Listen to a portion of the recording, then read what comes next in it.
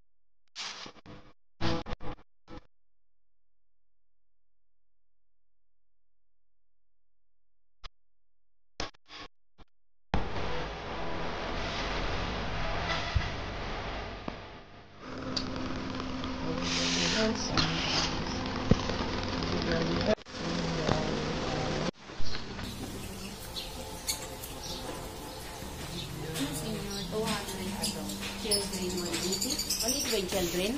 Pinicturean mo ba yun? Nandito sa may kapit. Arts and Sciences Foundation. 100 student. Bakit ganun? Pag children, 180? Ano talaga yun? Ito po. Ayan yung map natin. Roles and talents. Yan. Patingin mo, pakita mo yung map. Masa may map? Ayan, ito po, may map po kami. Malaki. Oo. Yan, gagalain namin lahat. Saan ba tayo ngayon? Ayan. Ito yung bagong palabas na ipapalabas. Ito, Stairway to Rooftop. Oh my God! Phone! Pwede may higa dito. Uy, puti na phone! Kaya lang nabasa eh. Oh my God. Digital dapat yan. Touchscreen yan, di ba? No? Hanapin mo. Where are you? North. Pasok mo na tayo dito. Stock room. Saan ba? Saan daw? May policies. Oh. Ay, may nakalagay. The management is always conscious of your safety, but due to the natural terrain of the museum, alter them. Ay, ganda. May shirt. And children must. Ano to? Oh. Natural garden. And look, ano to? Galing guys.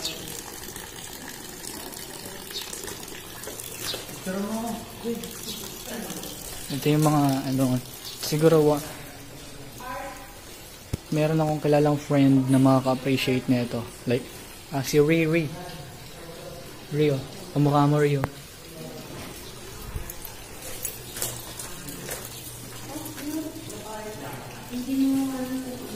Ito po yung crowded lines, but alright, so since we want to share these beautiful pictures or paintings to all the people all over the world, we took some photos. Alin, siran mo ako. So this is the only portion wherein we can take videos. We can freely take videos because taking videos inside is not allowed by the artists, guards, and marshals. Hindi siya yung pag-brush na mamanual yung pag-ganun yun. Oh, Bob.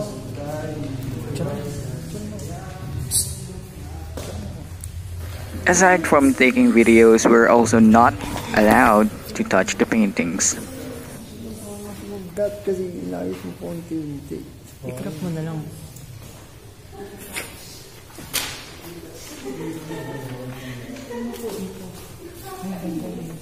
Sinadyan yung ilong ko.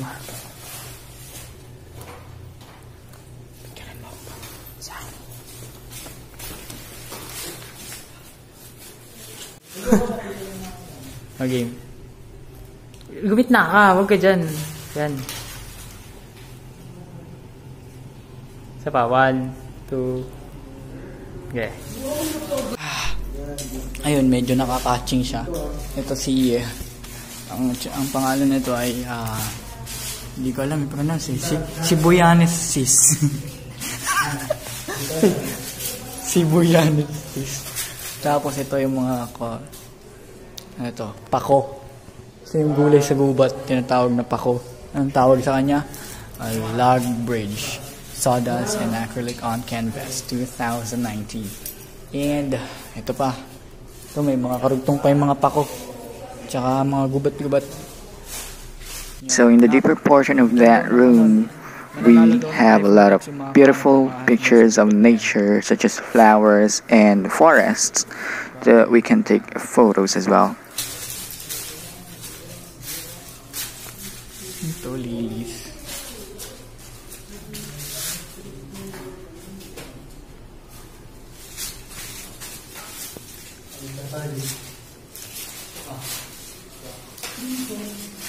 In this section, you can definitely say that the artists who painted these pictures or artworks are Filipinos, because most of the paintings are Filipino cultures and Filipino natures, and these are the things that you can only see here in the Philippines.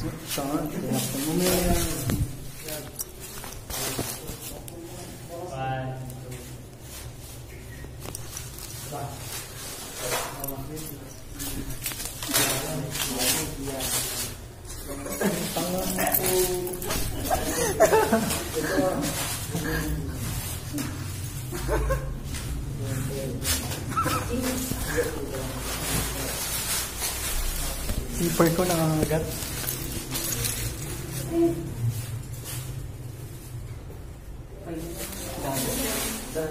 Nasobran sa edit.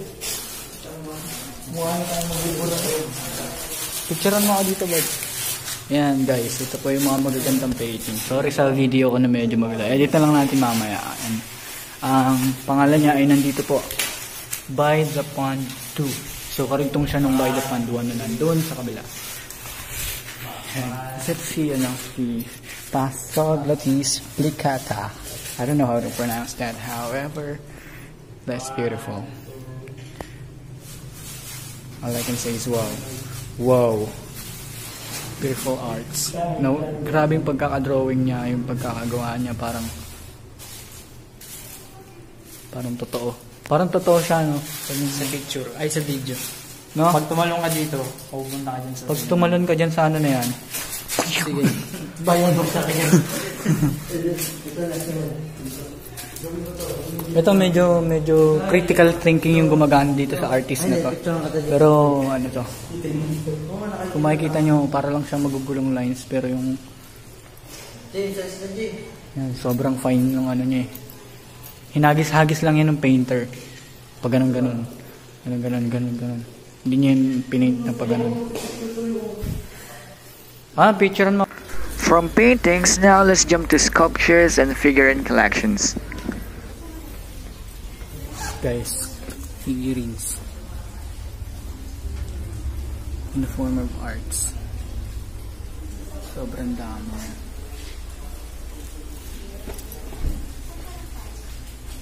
Picture lang natin yung mga magagandang to. I don't know what's this part. For more of these items, please visit.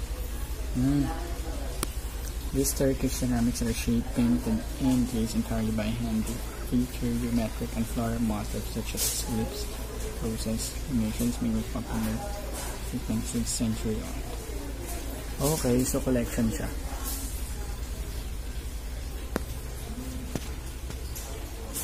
Ottoman.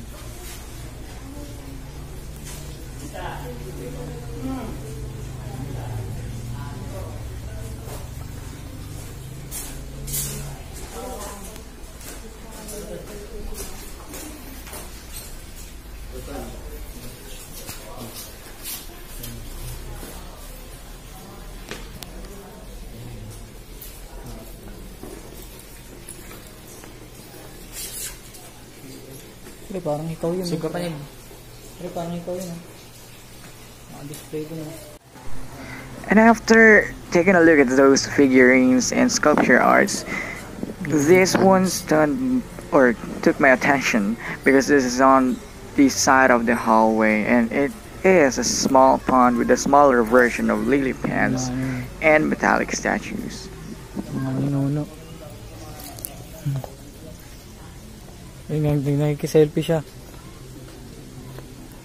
Nakikiselfie siya. Ewan. Ay, may... At this point, under those small lily pads, there are lots of tadpoles. We're not sure if that's actually a tadpole, but it looks like. Butete kasi. Oh, hindi ganyan ang butete. Lumulubog yung butete. Tignan mo ulo. Bigid yan, bigid. Butete yan, bigid. Butete yan, baliw. Bakit ang butete lumulubog agad? Ayun o. Tignan nyo, lumaka lang yung butete, baliw. Tangik, butete itim. Ha? Anong tawag mo dyan? Itim na butete. Butete malaki. So as we can notice here, there are lots of foreigners in the area, like that girl. Nakakatakot naman ito. Because today we are luckily with some people from the United States and they consume one regular sized bus and they are currently inside the audium So, pinipicturean ko po eating. Gio, ano ka ba pinapakita ko yung mga... Ay, may baby sa loob. Ang cute oh.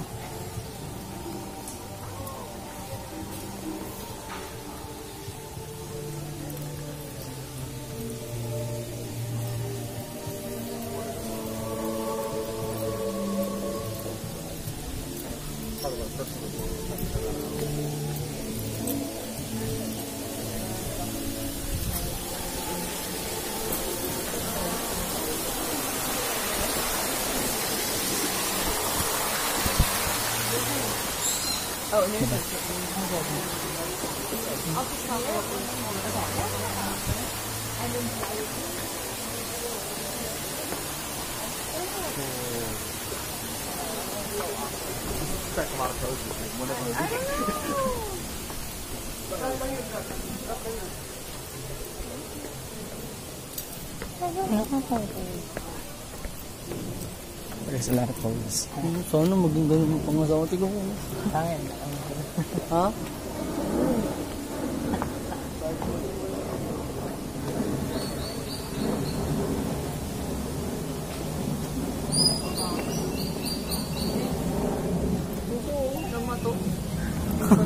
Anong suso na mato? Suso daw. Yung suso daw na mato. Oh, ayun oh, Bis naging bato oh, tao. Kinain ng suso. Oh, tara. Ang galing no? To, mental depression. Kinain ng suso. Ang gundo talaga no. Bakit? Ang puno.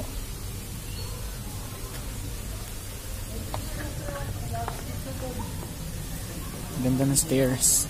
Guys, punta na kayo dito, promise. Rizal. Antipolo Rizal pa lang to. Ito pa guys, pwede kayong mag-date ng mga jowa nyo dito guys. Anytime you want. Sobrang peaceful, sobrang tahimik.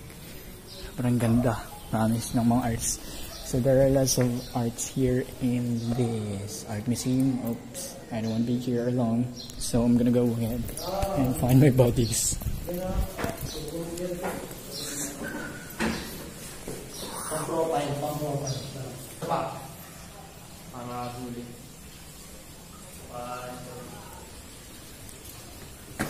Simpleng bato lang oh, pero may form.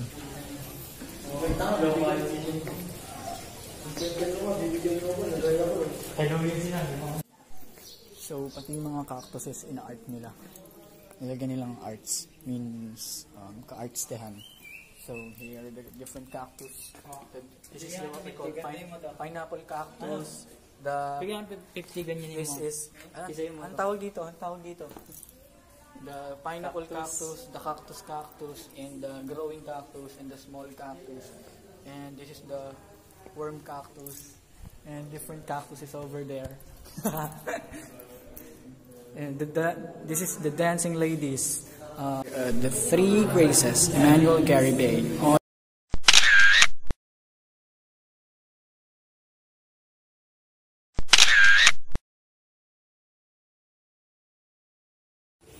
And now we're gonna go here down below. Look at the grass and the pathwalk.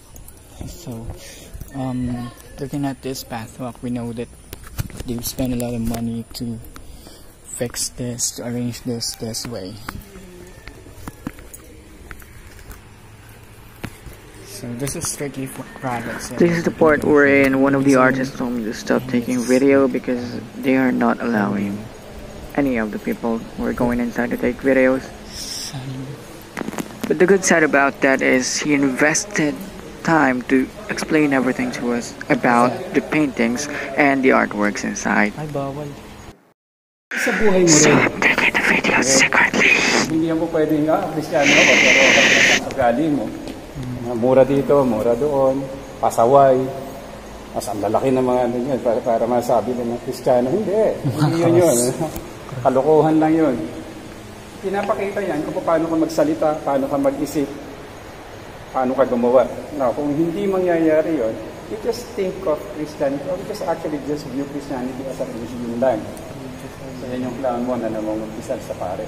Parang niloloko lang din niya yung Lokohan lang yan. At the same time, yung sarili niya. Yan, yun din yun. So yung dog mo na symbol ng loyalty na twisted, two sides yan, ano? Twisted nga eh. Twisted form of loyalty. Kanino ka loyal? Sa religion, hindi ka po pwede mag-serve sa dalawang masters. Pera at Diyos. Money and God. No? Sa sociological aspect niyan, Darna at Superman. Ay si Darna, eto si Superman. Yung sando na yan. Si Clark Kent yan, yung buhok na kulot. May hawak yan na bola, papatuloy yung target, malalaglag si Maria Clara sa tubig. So yan ang westernization ng Pilipinas. Ano? History yan. Kung paano tayo inukupat ng mga Amerikano, turuan tayo ng English at saka ng American culture. So by now, we are fast becoming more like Phil-Amps. Feeling Americans. Not Filipino-Americans. Hindi, not Filipino-Americans. Feeling Americans. Modules mo English, textbooks mo English, Tagalog mo ini-Islam. Meron. Yeah. Tapos Lahat yan. Manifestation yan kung paano malalaglag si Maria Clara sa tubig. Okay. Nanunumpa ka sa ngalan ng nasyonalismo. Sisikapin ko mag-isang tunay na Pilipino sa isip, sa salita at sa gawa. Sa eskwelahan, anong modules nyo? English. Textbooks mo English. Ano ng depth. Talagang Tapos tinatanggal mo ang Filipino sa subject. Exactly. Sobrang ano. So, kung tatawagin natin ngayon na ano lang tayo ngayon, seasonal Filipino. Bakit? Sineselebrate mo ang wikang pambansa kada August lang. Bakit hindi araw-araw? Pinoy ka, hindi ka naman Amerikano eh. Tapos yung English pinag-aaral. Yun. Maglalagay ka ng mga baybayin pagkatapos English ang module mo. Naman, baybayin nga eh. Baybayin. Diba? Lintik. Yan yun, ano? So, makikita nyo rin yung reason kung bakit binigyan ni Rizal si Doña Victorina de Espadaña sa Noli Me Tangere. Nagsasalita, nag-aayos, nagkukulay, pero hindi naman siya Espanyol. Isa siyang Pinay. Panahon pa ni Rizal yun. Yung mayaman na ano. Ang pangalan niya si Alperes, you know? Okay. Ito rin yan. Ganun din yan. Sa historical account. Para sa si Doña Victorina de Espadaña. Pero sa modern na context o contemporary, sa panahon natin ngayon, mahalaga pa ba sa atin ng kulay na brown? Tropical climate ito. Brown is a gift. We are loaded with melanin as a God-given gift. Unfortunately, mas marami ang gusto pumuti. Dahil din still sa utak natin, magmula ng mga Kastila hanggang yung mga panahon ng Amerikano, na superior ang puti Maganda ang maputi at pangit ang maitim. Yun mo yung kalintikan nila, no? Sa lahat ng media yan. So mas marami ngayon ang pangit ko kasi itong kulay ko. Eh naiingit nga sila sa atin eh. Kaya tayo niloloko. Hindi, kami maganda. Pero naiingit sila sa kulay natin dahil meron tayo na anti-cancer, sila wala. Morena, tsaka moreno. Ayun, melanin kasi protection yun sa sunlight. Yan. See, kung paano malalaglag si Maria Clara sa tubig. Mas importante. Tapos sila na nakatingin sa west. O ano pa ba? Oo nga, eastern tayo, tapos nakatingin siya sa west. Yeah? Yung uso sa kanila, uso rin sa atin. Oo. Mura nila, mura rin natin. Nakakalungkot na. Hindi, kasi ano naman, expression. So, ang expression natin, oh shit, ang laking ito, oh shit, ang ganito, fucking shit.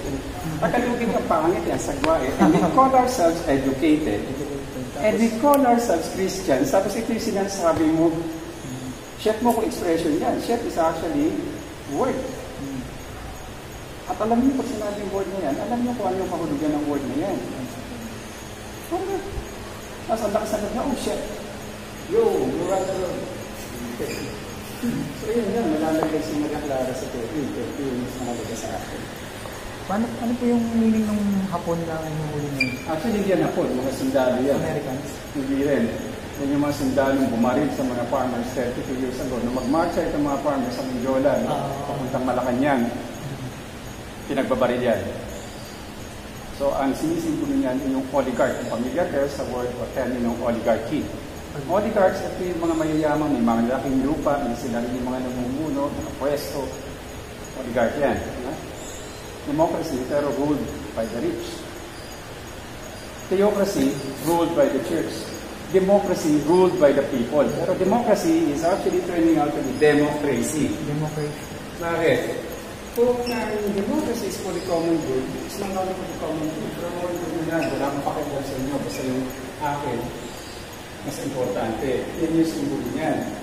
Jeepney, may isang pasayero na nagbabasa ng dyaryo na may hubad na picture.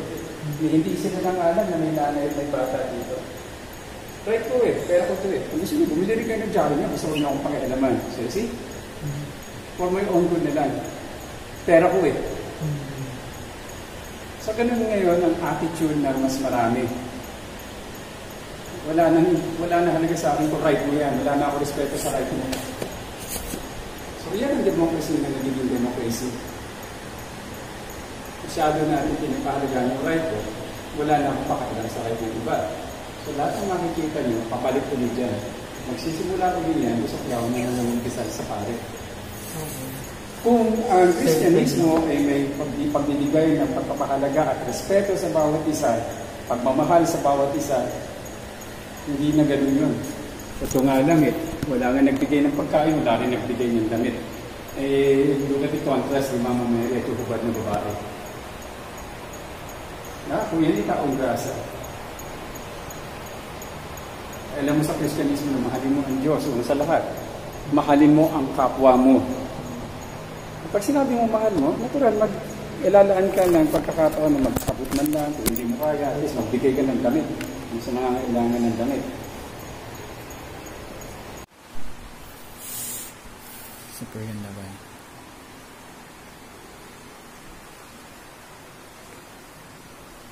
Every art has a meaning.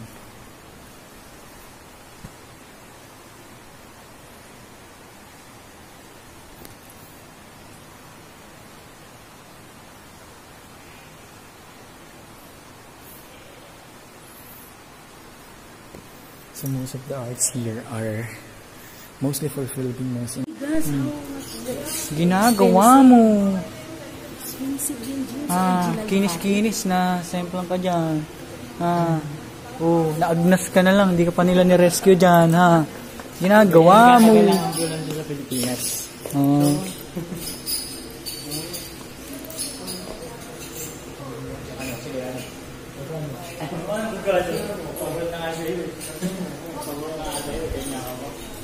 Picturean mo. Ito si Galema, anak ni Zuma. Look at that, guys. Guys, kalma. Boy, there's a demonic angel here. Oops. There's a Joker. Parang alam ko na kung ano yung kwento na ito. Siya yung nanay na pinamin yung anak niya. Pinalaglag niya yung anak niya. Magdalena.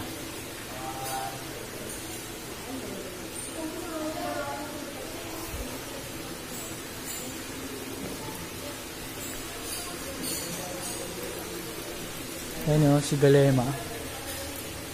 Si Zuma pala, si Zuma. Zuma, tatay ni Galema.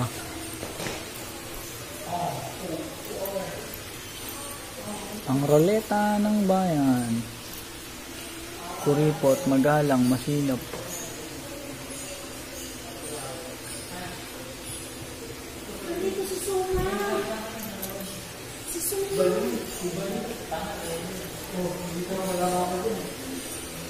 Ay, grabe yung kabayo. Oh. Puro ahas. Kabayo made out of sa metal.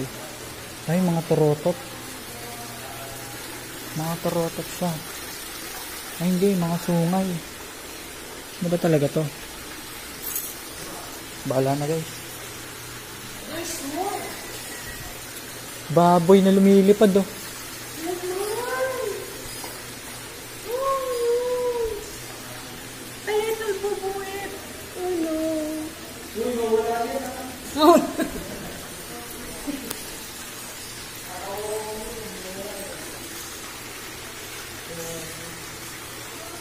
It is so guys, so beautiful here. So guys, we're here in a creepy place here in Pinto Art Museum. Bawal mag-cellphone dito sa loob, pero technically wala naman bantay sa. Ayan, ito yung tsura ng mga stones.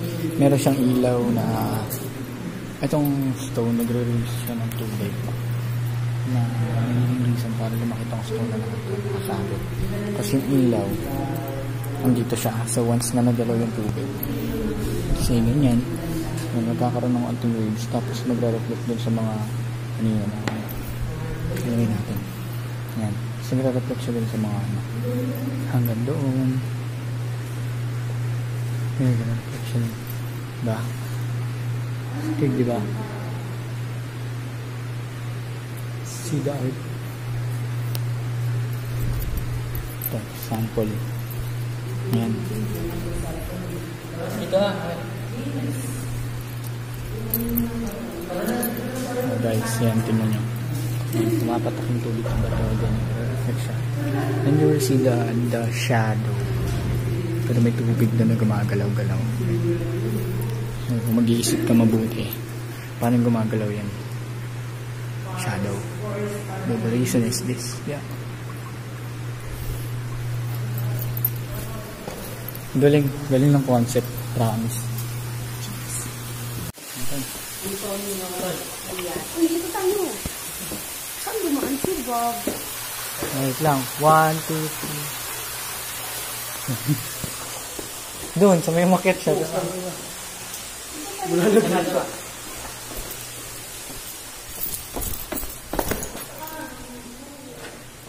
Pedro Ubaldo.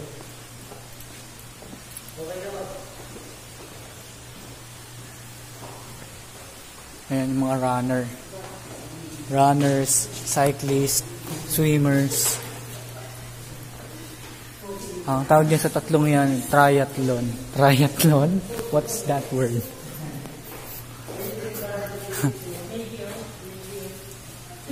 Si Bob, oh. Si Bob nung bata siya, oh. Akala ko yung Diyos ko ngayon para nakahangin na gamit yung 6 dalawa. Diyos ko po, nandiyan sa pasak ng dito. Ayun na, sis ko po.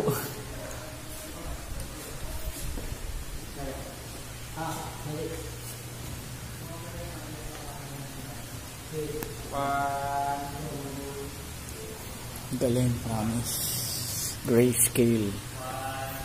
This is a grayscale picture, however, it's a painting, so ang galing ng pag-aagawa. Dumugay yung isang nyo. Huwag ganyan ka din. Oo, nakasa. Ayun kasi yung simbolo nun, yung pinakalas na tao. Sapatos. Sige, ako din. Ayun na. Malin. Sis ko po. Oh, dali. Ito mo. Ito na. Ayun. Iyan mo to? Iyan mo to. Sapatos niya. I-negative mo to. Tingnan mo. Stick na lalabasan na ito. Stop ko muna. Tapos may mga birdies. Ayun o, birdies. Nasa dito merong gold tab. Tatlong gold tab.